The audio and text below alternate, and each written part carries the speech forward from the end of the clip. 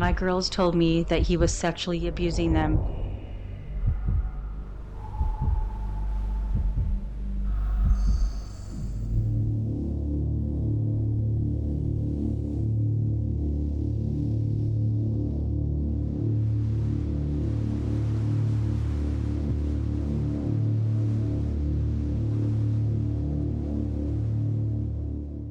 I was born in Utah in 1912 to parents who were, for the lack of better words, without and very abusive in every way.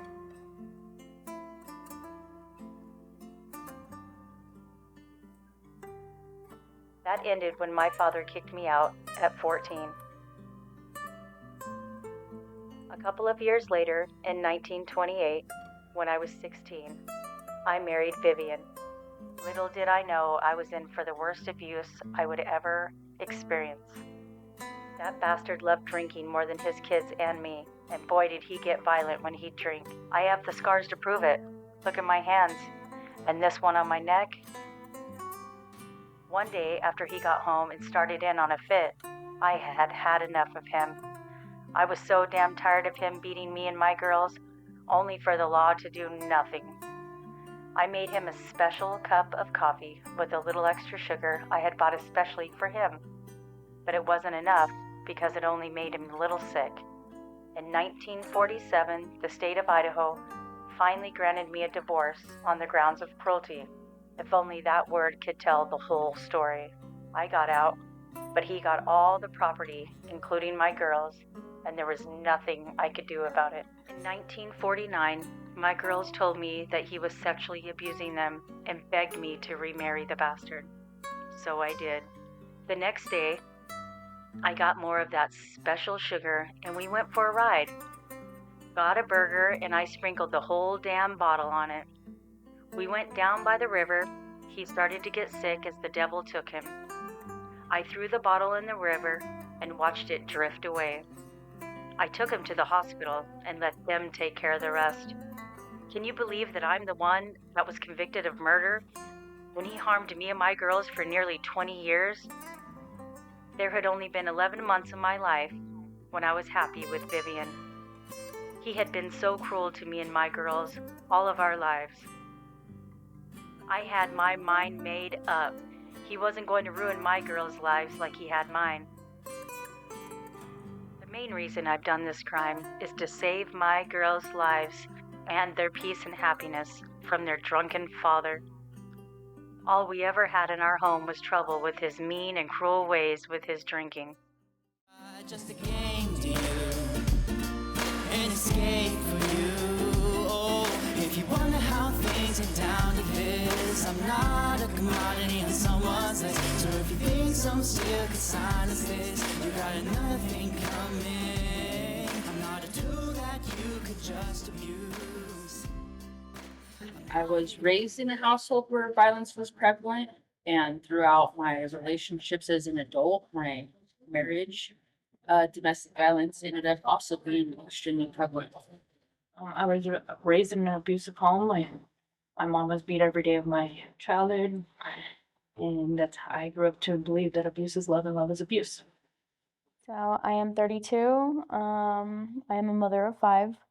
I think as children, they remember, they remember everything, and I feel like it's impacted them.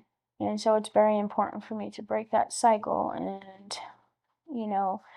make it to where they don't have as much trauma as I do. I think domestic violence has always, from the age of 16, been really a part of my life. I was in my first violent relationship at age 16, and that was pretty traumatic. At 17, I became the abuser, and it just kind of went back and forth my entire life. I wanted to adopt if I was ever financially set enough, because there was too many little kids out in the world that needed somebody to just love them. I didn't think I could love them any less, but I think I was just trying to break the cycle of my family.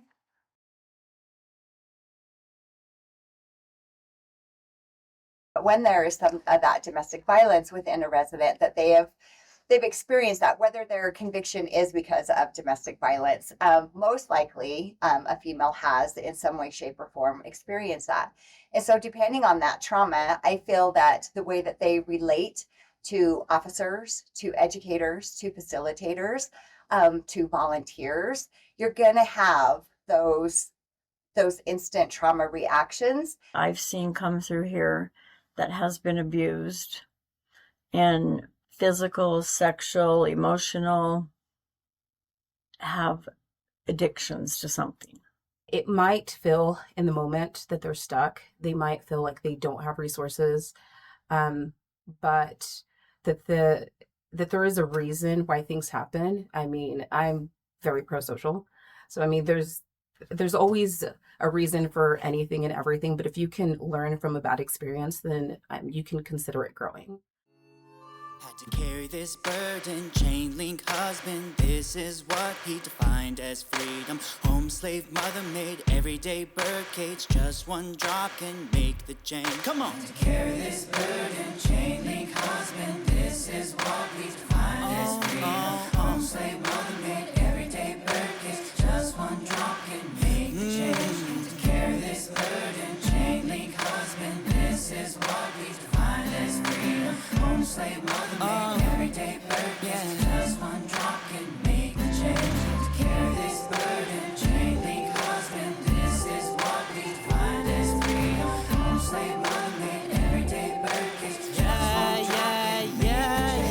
But the grass ain't green on the other side. You thought that this was just a ride, just a game to you, an escape for you.